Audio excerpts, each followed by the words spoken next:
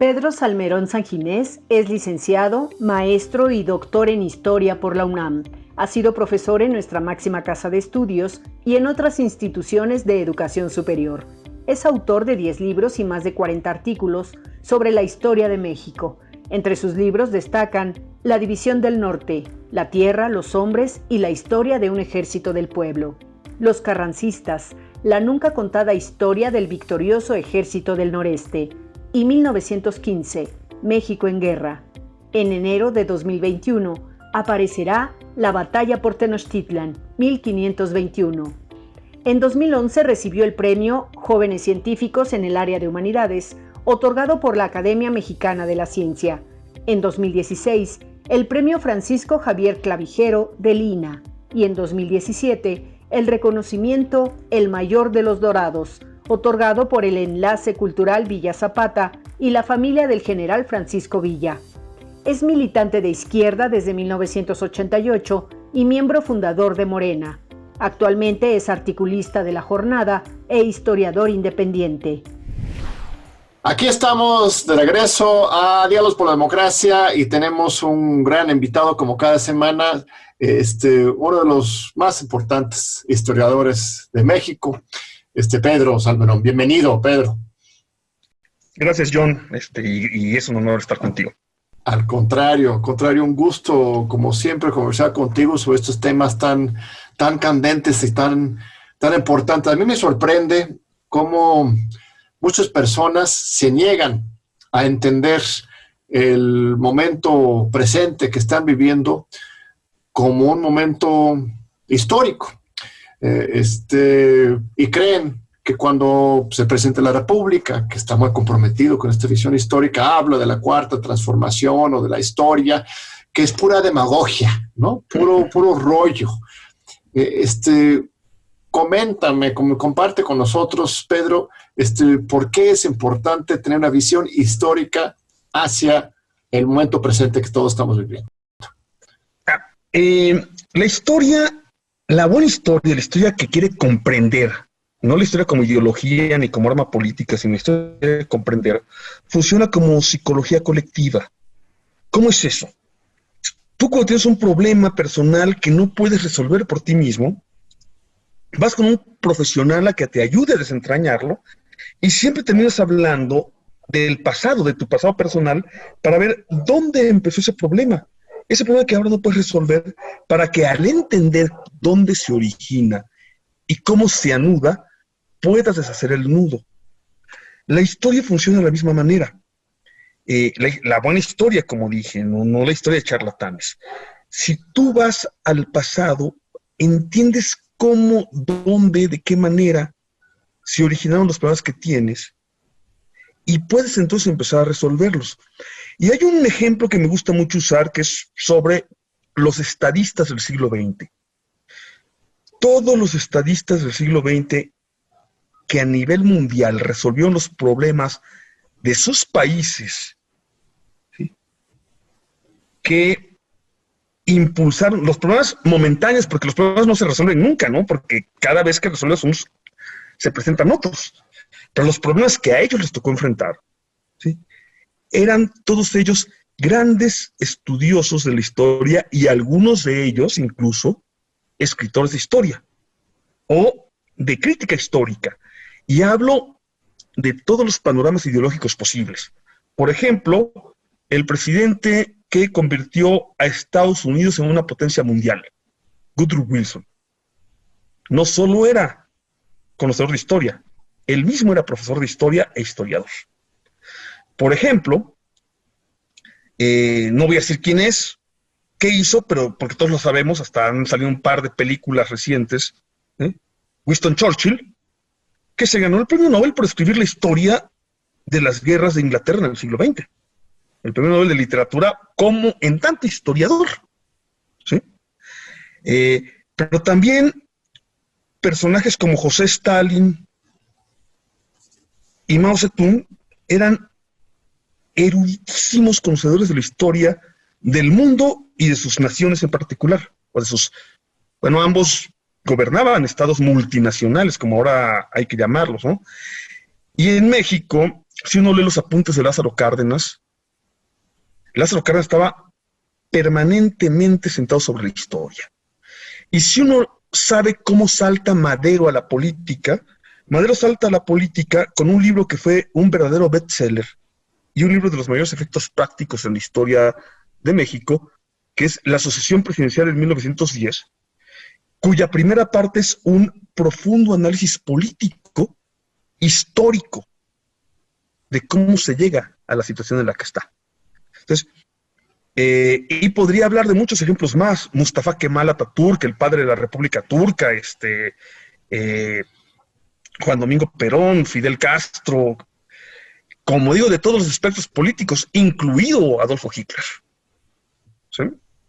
Demócratas, Charles de Gaulle en Francia, ¿sí? Erudito, conocedor de la historia y escritor de historia, ¿no? En fin, entonces, sin conocimiento de la historia, es decir, sin la manera de desentrañar el origen de los problemas, no hay estadistas. Es fascinante lo que reflexionas, o sea, la historia como la gran escuela política, ¿no? Que construye líderes y que permite, pues, dirigir un pueblo, pero también hay abusos de la historia, desde luego. Durante estos últimos años del neoliberalismo, otras décadas de el pensamiento neoliberal, también han habido muchos intentos de cambiar a nuestra historia. ¿Hay una buena historia y una mala historia o son más bien diferentes perspectivas ideológicas, nada más igualmente aceptable y respetable? No, hay las dos cosas. Hay una buena historia y una mala historia, y hay en la buena historia perspectivas. Te contesto lo primero. Es muy fácil para cualquier lector no versado en historia saber qué libro no leer o no creer. Si el libro dice en la cuarta de forros, en la contraportada, o si se anuncia como yo les voy a contar la verdad porque todo lo demás es mentira, no lo compres. Es una muy buena señal para saber que ese libro no sirve. ¿Sí? Yo hablo de personajes a los que yo denuncié hace años y demostré que hacían eso. O sea, no es porque ahora digan las barbaridades que dicen, sino porque lo demostré hace muchos años, como Francisco Martín Moreno, ¿sí? Como Macario Esquetino, y como otros que X, ¿no? Pero si en la contraportada de su libro dice eso, de entrada tienes una muy buena razón para no comprarla. El oficio del historiador que quiere hacer eso que dije hace rato, es la crítica y la confrontación de fuentes. Es decir, los que dicen que la historia la escriben los vencedores es porque nunca han leído un historiador crítico. Porque los historiadores críticos buscamos la versión de los vencedores, la versión de los vencidos, la versión de los que iban pasando, y las vamos cruzando entre ellas, criticando y confrontando, para buscar en eso la verdad parcial, porque toda verdad es parcial, ¿sí? Por eso nunca puedes decir que tú tienes la verdad, ¿sí? La verdad absoluta, la verdad parcial, y además hacerlo con la mayor honestidad posible. En eso consiste la objetividad del historiador, en la crítica y en la confrontación de fuentes, y en contar lo que vas encontrando y descubriendo más allá de tus filias, fobias, perspectivas y pasiones, porque todos las tenemos. Muchos de los mejores historiadores de la historia, ¿sí?, fueron militantes. En todas las escuelas de historia, de al menos el mundo occidental, nuestra primera lectura obligatoria en una cosa que se llama historiografía general, que es en primer semestre, es Tucídides, un libro que se titula La historia de la guerra del Peloponeso. Bueno, consideramos los historiadores que él inventa esta manera de acercarse a las fuentes, ¿sí? Bueno, Tucídides fue el general, bueno, de hecho el estrategos, el almirante, de uno de los dos ejércitos en pugna de la historia que está contando. La objetividad no consiste en ser neutral. Uh-huh. La objetividad consiste en ser honesto y en confrontar las fuentes. Y así como Tucídides, bueno, hace rato hablé de Winston Churchill, que se ganó el premio Nobel por su historia sobre la Segunda Guerra Mundial. Bueno, ¿qué más partícipe de esa historia? Otro formidable historiador del siglo XX es León Trotsky, que escribe la historia de la Revolución Rusa, de la cual es uno de los caudillos, ¿sí? Y luego historiadores mucho mucho menos políticos, mucho menos públicos. Por ejemplo, Mark Bloch, el cofundador de la Escuela de los Annals, una de las escuelas historiográficas más importantes del siglo XX, pues murió en la cárcel después de haber luchado en la resistencia francesa contra los nazis. Ramón Iglesia, uno de los fundadores de la escuela revisionista antimarxista, ¿sí?, que trajo a México, había peleado en la Guerra de España fusil en mano contra los fascistas. Entonces, esa es la objetividad de la historia. Entonces, el oficio de historiar es la crítica y la confrontación de las fuentes y la honestidad intelectual. Esa es la objetividad del historiador. Y es lo que tratamos de aprender los que queremos serlo. A ver, pero tú dices que los vencedores no escriben la historia, pero sí escriben la historia oficial. O sea, hay un buen historiador académico que dice sí, o militante incluso, escarba, busca, contrasta, pero sí existe algo que se llama la historia oficial. Y eso siempre se cuenta a contentillo de quienes lo quieren manipular. Recuerdo en la época de Salinas, se hizo una convocatoria, por ejemplo, para libros de texto. Bueno, más bien, él quiso imponer un libro de texto primero, que era una historia revisionista, absolutamente, en que su llegada, casi como Hegel, ¿no? Así que Salinas era la cúspide, ¿no?, del desarrollo de la nación. Se echó abajo ese libro por su manipulación histórica que se había hecho. Se hizo un concurso, se ganaron algunos libros de texto muy buenos de historia y esas pues se echaron abajo. Por cierto, cuando Ernesto Zedillo era secretario de Educación Pública. Entonces siempre hay una... Gordillo Morales, lideresa del sindicato, totalmente siempre hay una disputa por la historia. O sea, ¿quién tiene el derecho a enseñar a los niños, por ejemplo? A decir quiénes son los buenos o los malos.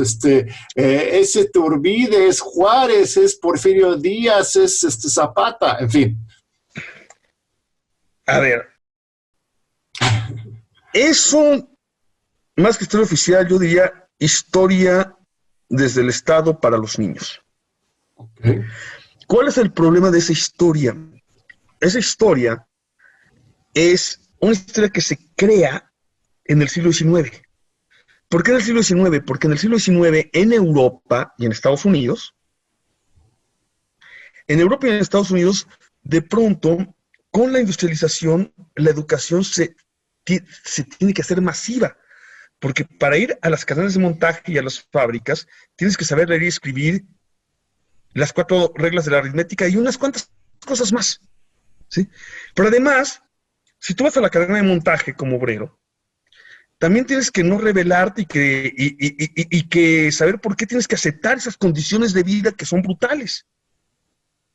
Entonces, primero se inventa en el siglo XVIII y se masifica en el siglo XIX una de las brutalidades y de las mentiras más atroces de la historia humana, que es la raza. La idea de raza. Y luego, sobre la idea de raza, se inventa la idea de nación o Estado-nación, fundado y fincado ideológicamente en esta otra idea brutal que es la raza.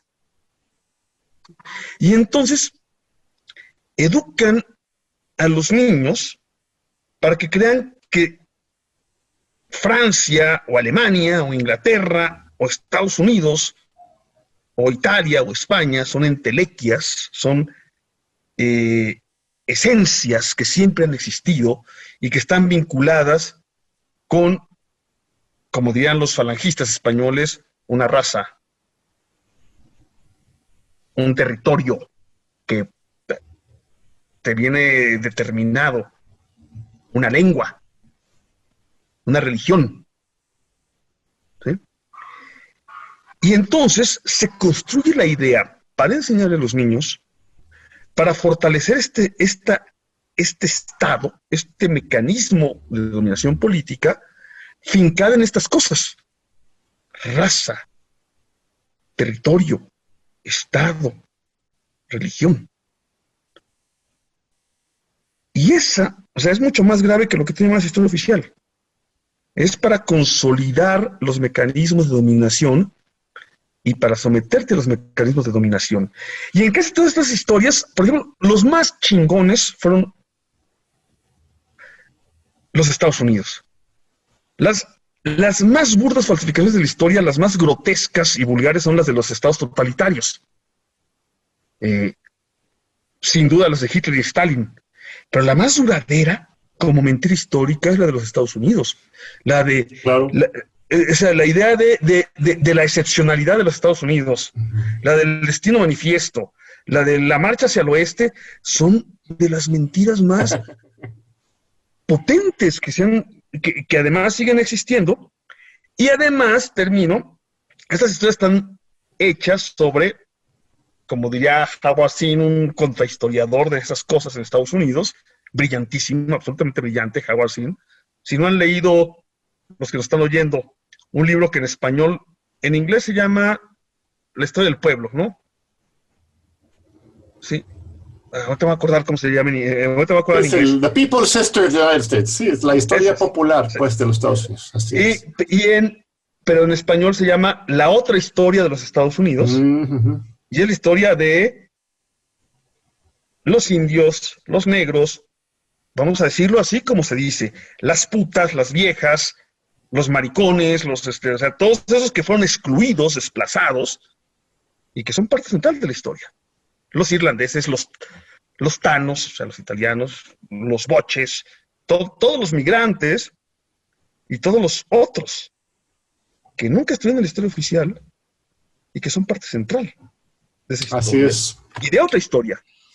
Decía, termino, Howard Zinn, es una historia protagonizada por hombres blancos, machos, ricos, de a caballo, y al menos en la primera parte de esa historia, esclavistas. ¿Sí? Así es. A ver, es una crítica brutal que estás haciendo no solo a la historiografía oficial y oficialista, sino al concepto del Estado-Nación europea, estadounidense. Hola, te espero. Hay otro tipo de nacionalismo, hay otro tipo de historia nacional. Yo quizás soy muy ingenuo, pero yo que nací allá en Gringolandia, cuando yo llego a México, una de las cosas que más me impresionó y me sigue impresionando es la manera en que esa misma historia popular de los pueblos que Howard Zinn tiene que rescatar del bote de basura de la historia en los Estados Unidos, aquí está en el centro, manipulado, alterada, ideologizada para bien y mal, pero ahí están. O sea, los pueblos sí están reconocidos, a veces, y muchas veces, hipócritamente, dentro de nuestra propia historia. O sea, Morelos y Hidalgo no son Washington. Washington era dueño de esclavos. Morelos y Hidalgo sí venían de abajo. Zapata y Villa son reconocidos como héroes de la patria, mientras en los Estados Unidos, pues sí, tienes a Martin Luther King, a Malcolm X, pero no dejan de ser figuras de movimiento social, no son constructores del Estado. Pero a ver, ya está, me están regañando porque tenemos que ir a un breve corte, lo dejamos ahí y ahorita me contestas a la provocación, Pedro. No se vayan, ahorita regresamos con el gran historiador, erudito y gran amigo Pedro Salmerón. Pues aquí estamos de regreso con Pedro Salmerón. Te dejé con una provocación antes de que terminara el corte anterior. Adelante, estimado Pedro.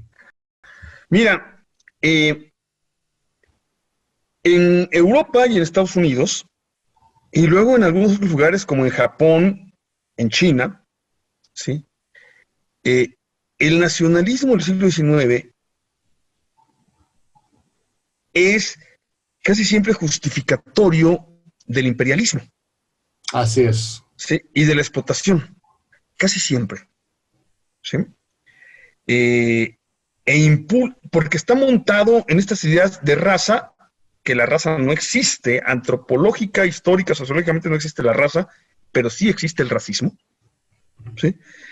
Y se convierten en mecanismos de opresión y luego van a desatar los eventos más brutales de la historia moderna, como el nazismo, ¿no? Pero el imperialismo clásico le llamamos los historiadores a la dominación de toda África, menos Etiopía, todo el sur de Asia, menos Siam, algún tiempo, por las potencias europeas y la conversión de todos los demás por 9 potencias europeas, más Estados Unidos y al final Japón, ¿no? Todo el mundo entra en una esfera de dominación económica por parte de estas 8 o 9 potencias, algunas de manera directa, en tanto colonias, otras de manera indirecta. Y durante este periodo que arranca hacia 1870 y que termina con la Primera Guerra Mundial, es un periodo que se caracteriza por este rabioso nacionalismo, por esta idea centrada en la raza y por la opresión de los llamados pueblos inferiores. ¿Sí? La opresión y la explotación de esos llamados pueblos inferiores.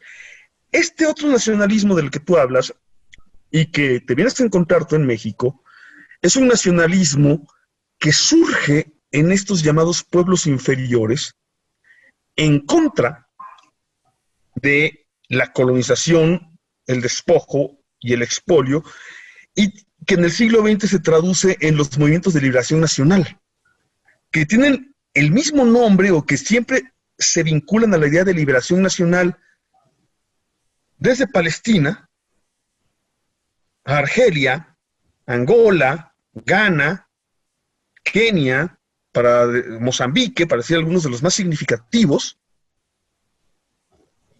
y América Latina. ¿Sí?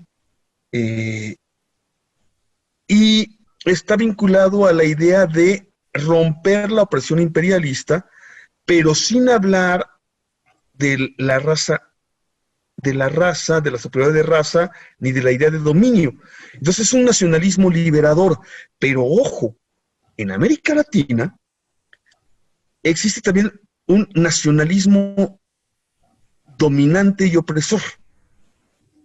Un nacionalismo que es muy fácil ver en las criminales dictaduras de Argentina y Chile de los 70, claro, de manera muy clara, ¿sí? Y también muy racializada, y también un colonialismo interno, pues. Exactamente, porque sí, de manera muy clara y muy racializada, ¿sí? O sea, para que no nos vayamos con la finta de que todo nacionalismo latinoamericano es liberador. Y en México... No, y el mismo nacionalismo mexicano tiene las dos caras, desde luego. Por eso, y en México, con la idea que cuaja en el porfiriato de que somos una sola patria y que en esta idea que se toma de Europa, ¿sí? La idea de raza, territorio y religión, etcétera, y que entonces dice, los mexicanos somos mestizos, el mexicano no mestizo tiene que amestizarse e integrarse. Entonces, las naciones no mestizas, lo que quiera que eso signifique, porque ya dijimos que no existe la raza. O sea, entonces, la nación mestiza es la nación hispanoparlante e integrada al mundo capitalista. ¿Sí? Esa es la nación mestiza. Tú puedes ser de origen étnico, el que sea, pero si eres hispanoparlante, si hablas español, y si vives en el ámbito vinculado claramente al capitalismo, eres mexicano. Entonces, a los otros que no hablan español, que en 1850 eran la mitad de los mexicanos, esa cosa llamada mestizaje es mucho más tardía de lo que creemos. En 1850 la mitad de los mexicanos no hablaban español. Hay que integrarlos, y si no se dejan integrar, hay que exterminarlos, como los apaches, a los comanches, Se intentó con los mayas yucatecos en una guerra que duró medio siglo, a los coras y a los huicholes, etcétera, ¿no? Entonces, también en nuestros países existió una forma cipaya del nacionalismo imperialista. ¿Qué significa cipayo? Es una palabra muy técnica quizá, ¿no? Cipayo era el nombre de los soldados indios de la India al servicio del Imperio Británico que reprimían las rebeliones y a los pueblos no sometidos del subcontinente indio. Eso significa cipayo. Y entonces, cuando hablo de nacionalismo cipayo, hablo de este nacionalismo que, en realidad, al servicio de los grandes imperios, y en el caso de México, de Gran Bretaña y Estados Unidos, en términos económicos, somete e incluso extermina a estas naciones. Así es. Sí, el concepto ahí en los Estados Unidos, por ejemplo, son los Uncle Toms, ¿no? Los afroamericanos que reprimen claro, a los propios, ¿no? Ese viejo libro de Harry Beecher Stowe, así es. Que habla de un negro que está muy a gusto por ser negro, tal como le marcan que sea negro, ¿no? Y hay mexicanos ya en los Estados Unidos, por ejemplo, que son trumpistas en los Estados Unidos, ¿no? Hablábamos de eso hace unos días con Lila Downs en el Canal 11, justamente, sobre ese tema de asumir justamente la ideología del opresor. Esto es una cosa fascinante. Por ejemplo, recuerdo tan claramente la marcha Color de la Tierra del Ejército Zapatista de la Liberación Nacional, que arrancó el Día de la Bandera, y en que marcharon con la bandera desde Chiapas hasta la Ciudad de México para comparecer en la Cámara de Diputados. Estaba en el contexto de la negociación de la ley indígena. Y el hecho de que la bandera mexicana, esa bandera que tiene también mucho elemento borbónico, colonial, después de 200 años, puede ser utilizado por un ejército indígena guerrillero, ¿no? Para construir algo diferente, implica que dentro del contenido del nacionalismo mexicano hay esa posibilidad. Hay vetas a esa posibilidad. No todos los nacionalismos tienen esa posibilidad, ¿no? Esa misma idea de la cuarta transformación. No todos los países pues tuvieron 3 transformaciones. No puede ni siquiera hablar de la cuarta, más allá de que se hable de un momento histórico. O sea, en México tuvimos 3 transformaciones. La independencia de Brasil no fue igual a la independencia de México. Mira, no hubo una revolución, fue una cuestión absolutamente elitista. Entonces, sí hay algo muy profundo con nuestra historia mexicana. Esa figura de Pancho Villa. ¿Por qué no vamos directo ahí, Pedro, que tú tan elocuente en tus escritos, en tus discursos, siempre, pues justamente lo mexicano de Villa y lo transformador, revolucionario de esa figura? ¿Por qué es tan importante para nosotros como mexicanos reconocer y aprender de Villa? Mira, yo he estudiado mucho más a Villa que a Zapata, pero en esta idea de lo transformador, de lo revolucionario, hay que entenderlos en conjunto, ¿sí? Hay que juntarlos, ¿no? A ambos. ¿Por qué Villa y Zapata? Villa y Zapata representan la reivindicación del pueblo de los derechos que se habían ganado previamente y que durante la época del imperio habían perdido. Regreso a lo que habíamos platicado antes, esta época del imperialismo clásico, que según uno de los mejores historiadores del siglo XX a nivel mundial, Eric Hobsbawm, va de 1877 a 1914. Es justamente lo que dura el régimen porfirista.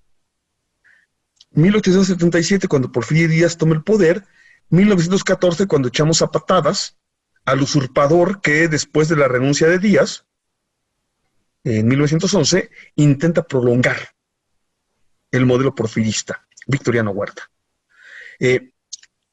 Lo que en realidad es el porfiriato es el operador en México del imperialismo.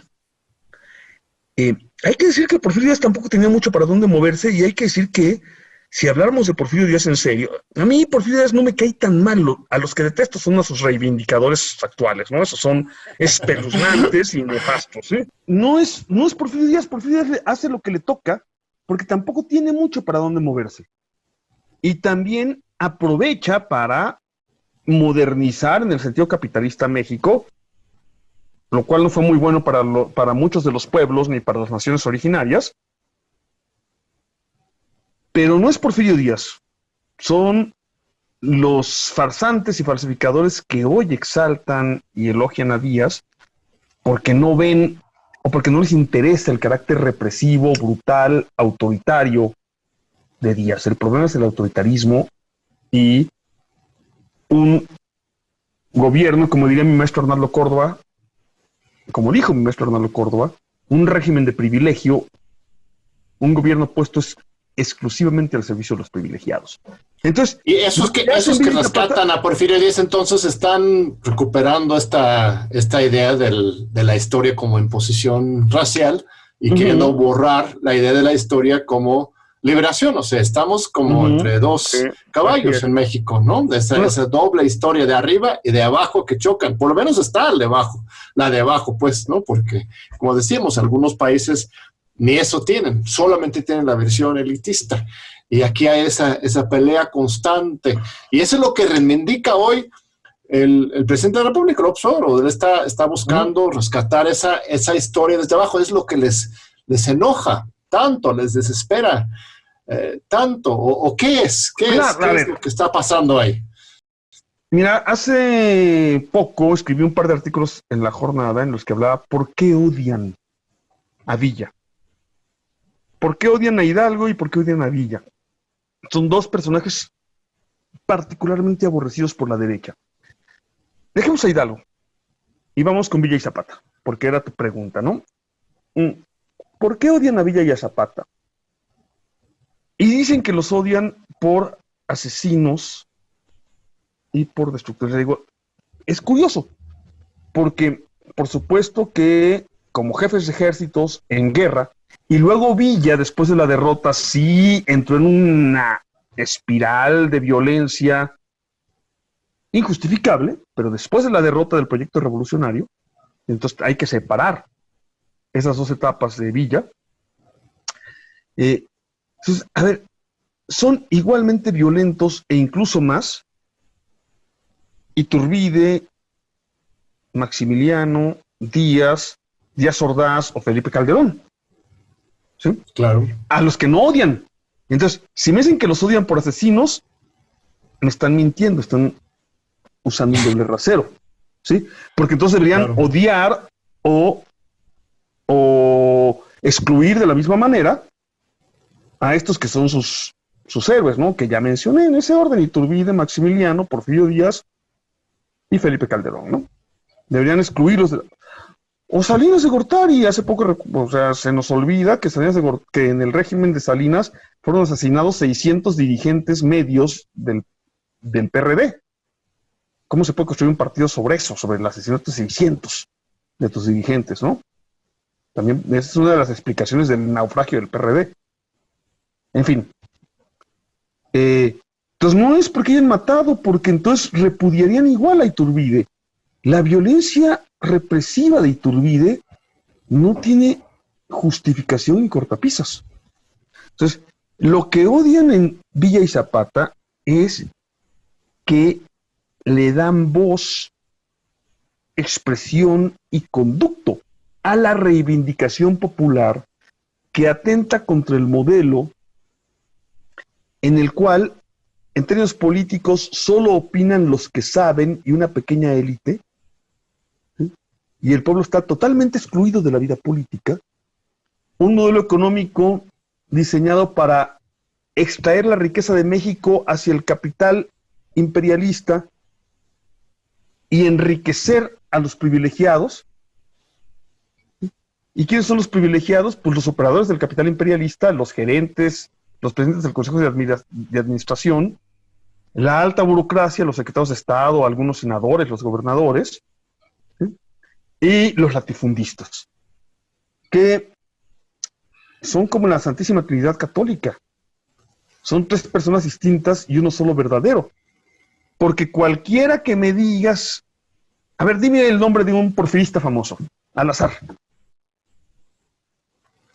El científico máximo, ¿cómo se llamaba? El secretario de Hacienda, ¿quién era? José Rimantur. Eso, Rimantur. José Rimantur es, en primer lugar, de esas tres personas distintas, es alta burocracia porque es secretario de Hacienda. Bueno, así es. Como latifundista, es dueño él y su hermano, ¿sí?, de 600,000 hectáreas madereras. No, Limantur, 200,000, no 600,000, Limantur nomás 200,000 hectáreas madereras en la Sierra de Chihuahua. 200,000 hectáreas, ahí nomás, ¿sí? Y como operador del Gran Capital, Limantur está en casi todos los consejos de administración de las compañías petroleras anglosajonas. ¿Sí? Mientras funge como secretario de Estado, simultáneamente. Sí, así es. En aquel tiempo no estaba prohibido, esto que hoy se llama conflicto de interés, en aquel tiempo no estaba prohibido, o sea, no era ilegal. Hoy no sería existía ilegal. El concepto. Entonces, ahí está. Entonces, por eso te digo, es como las tres personas distintas y uno solo verdadero, porque todos son las tres cosas. Dime otro nombre y al azar, otro porfirista famoso al azar. Pues la misma familia Madero, pues venía de una familia porfirista muy importante. Quitemos a Madero y pongamos a su abuelo. Evaristo Madero, al que le llamaban Siete Machetes, antes cuando fue... Porque muchos de ellos habían sido generales patriotas, ¿no? Evaristo Madero es principalmente latifundista, ¿sí? Pero también es operador de las principales industrias caucheras y también fue un tiempo gobernador de Coahuila. Pero Evaristo Madero no es porfirista, había sido excluido del grupo porfiriano, ¿no? Entonces no pertenece al grupo. Pero en fin, lo que te quería decir es que el porfiriato gobierna abiertamente para una élite. Y lo que hace el régimen neoliberal es gobernar hipócritamente para una élite de 15 supermillonarios y para una creciente concentración no monopólica específicamente, pero sí claramente oligopólica. ¿A qué me refiero con estos términos? El monopolio es cuando hay un solo sujeto que domina un área de la economía, sujeto o empresa, sujeto físico o moral, como le dicen las leyes mexicanas, ¿no? Oligopólico es cuando son 2 o 3 o 4 participantes y todos los demás están excluidos. Por ejemplo, del comercio al menudeo. Está Walmart, Soriana y un par más. FEMSA ahora con esas porquerías que se llaman Oxxos. Y un par más. Y nadie más puede competir con el comercio al menudeo en serio contra ellos.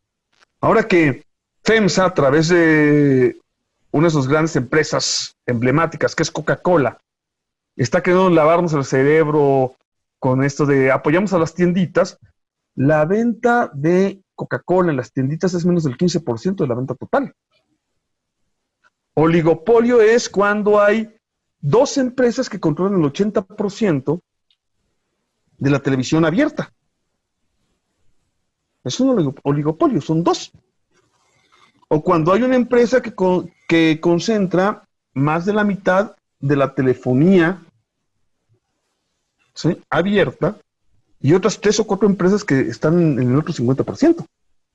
Entonces, el neoliberalismo hace lo que había hecho el porfiriato, la concentración oligopólica de la economía, en detrimento de 60 millones de pobres y 30 millones más que están en el exilio económico.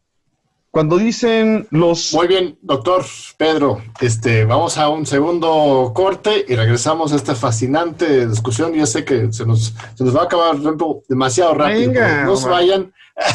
Ahorita regresamos para el tercer bloque con el doctor Pedro Salmerón.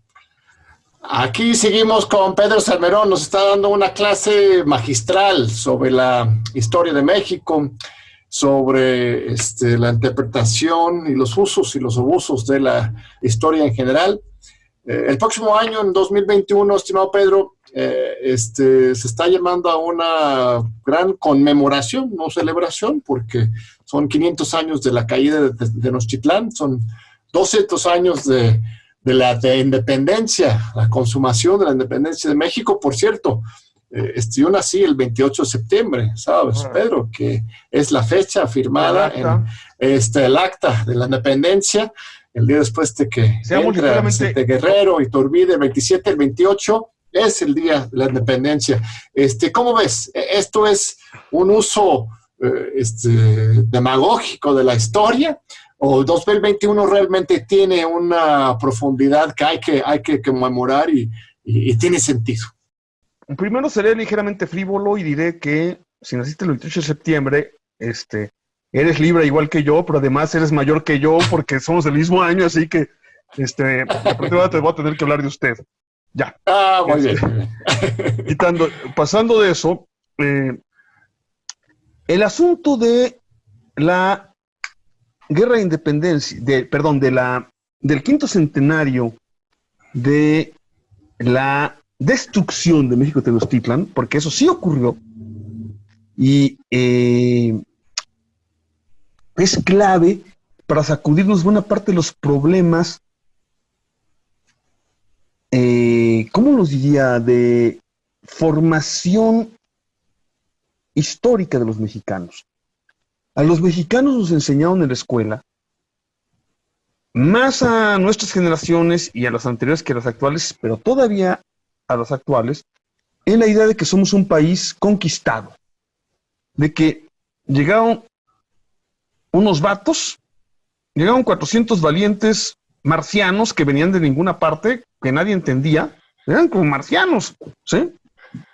Llegan y esos 400 valientes, con su esforzado capitán o con su genocida capitán, porque hay dos versiones absolutamente encontradas y opuestas. Para uno es el fundador de la patria, el gran capitán, y para otros es el peor genocida. Hernán Cortés, dices. Sí, Hernán Cortés, por supuesto.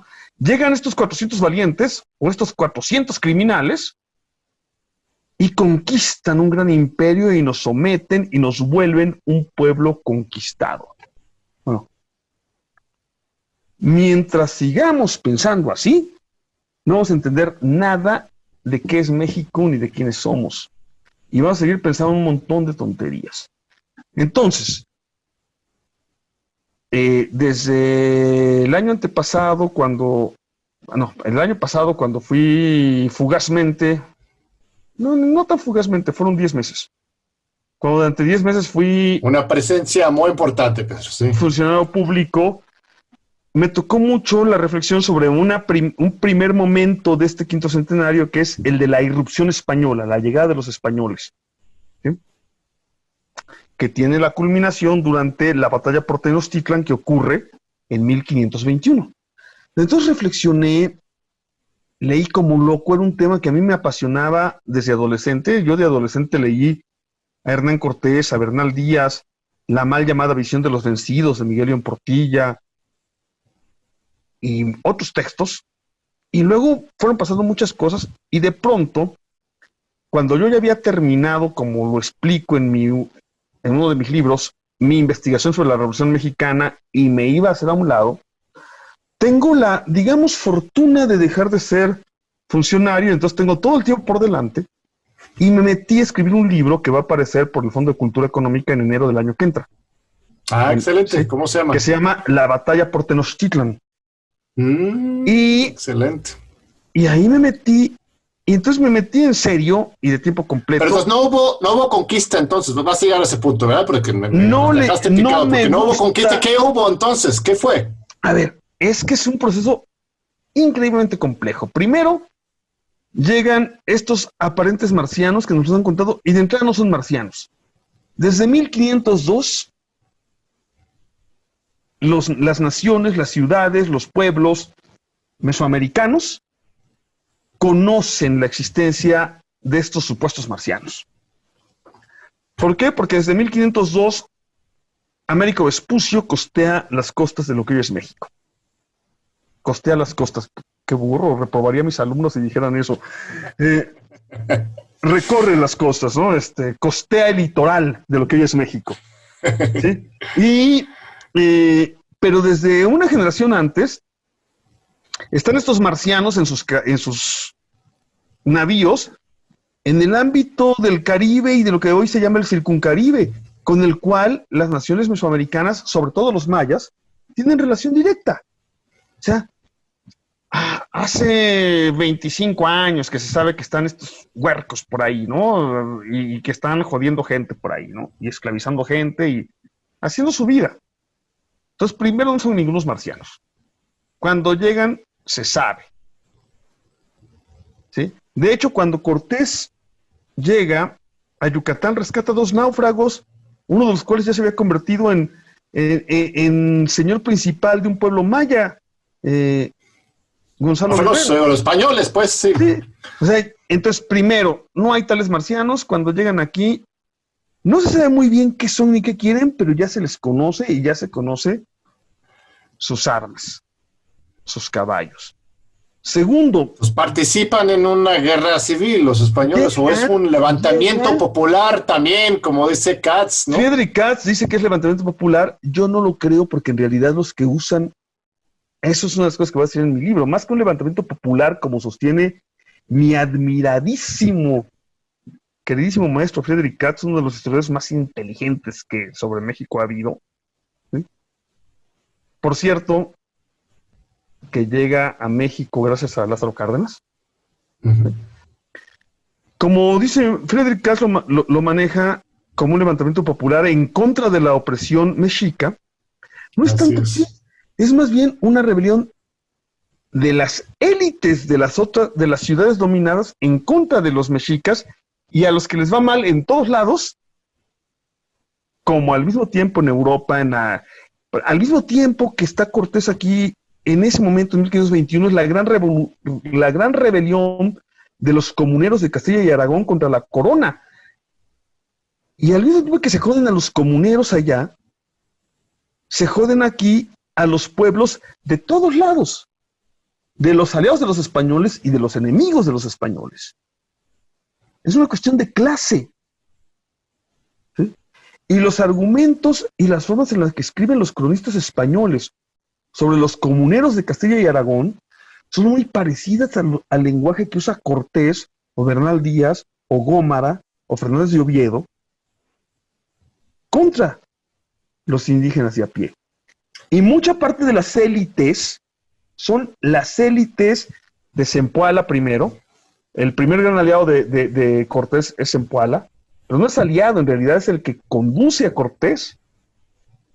Luego los de Tlaxcala, luego los de Huejotzingo, luego llega Cortés a Tenochtitlan, hay un lapso, y luego vuelve a salir y empieza a construir nuevas alianzas, clave la alianza con Texcoco, con una facción de Texcoco, pero son las élites gobernantes de estos altépetls, estas ciudades-estados, que son la clave en una guerra perpetua que existía en el posclásico mesoamericano entre unos y otros. Existía desde antes. Y la derrota de Tenochtitlán, en cierto sentido, podría haber abierto la puerta para una convivencia más pacífica entre los pueblos. O sea, 21 no era necesariamente la caída, la destrucción del mundo prehispánico, sino o sea, podría haber tenido otro desenlace.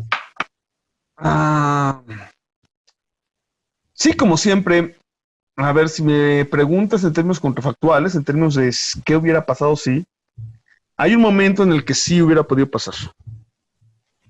Si Cortés muere el día de la noche de la huida, para algunos claro, noche triste, que no es accidental, que algunos historiadores creen que de pronto iban huyendo los mexicas, pues es una trampa muy bien montada, la cuento con detalle en el libro.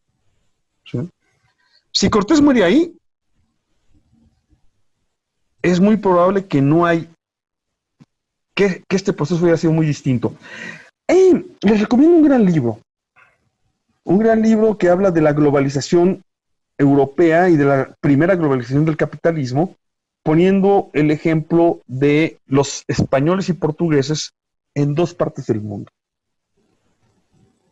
El libro se llama El Águila y el Dragón. El águila es México el dragón es China. Ujú.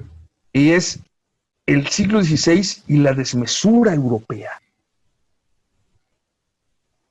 Es probable, digamos, sí pudo haber sido de otra forma, como casi siempre en la historia, pudo haber sido de otra forma, y creo que un punto clave podría haber sido ese, ¿no?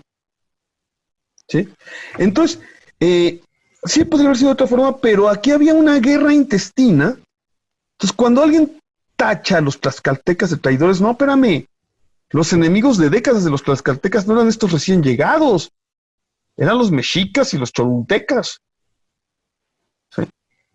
¿Y qué hacen? Pues llegan unos monos que a lo mejor si nos salimos con ellos nos podemos quitar para siempre la opresión mexica. El factor que cambia las cosas a partir de eso es un factor bien distinto, que es biológico, que es el impacto hoy que está de moda la pandemia y que por eso estamos hablando, en lugar de estarnos abrazando, estamos hablando así. Ujú. Así El es. factor decisivo se va a volver el epidemiológico, ¿no? Una Sí. epidemia que mata, según los cálculos más conservadores, a la mitad de la población, según los cálculos más drásticos, al 90% de la población, entre 1520 y 1580. Y eso es lo que cambia las cosas, más allá que las armas. Fascinante, Pedro. Es muy importante estas reflexiones en estos tiempos que estamos también viviendo. La historia es muy irónico. Esta salida tuya del Instituto de Estudios Históricos de la Revolución de México, que tú mencionaste, sacaste a colación, porque pues era el puesto ideal para alguien como tú, que había estado luchando y sigue luchando por la justicia, la democracia, que tiene formación de historiador y que ha sido maestro de muchos historiadores.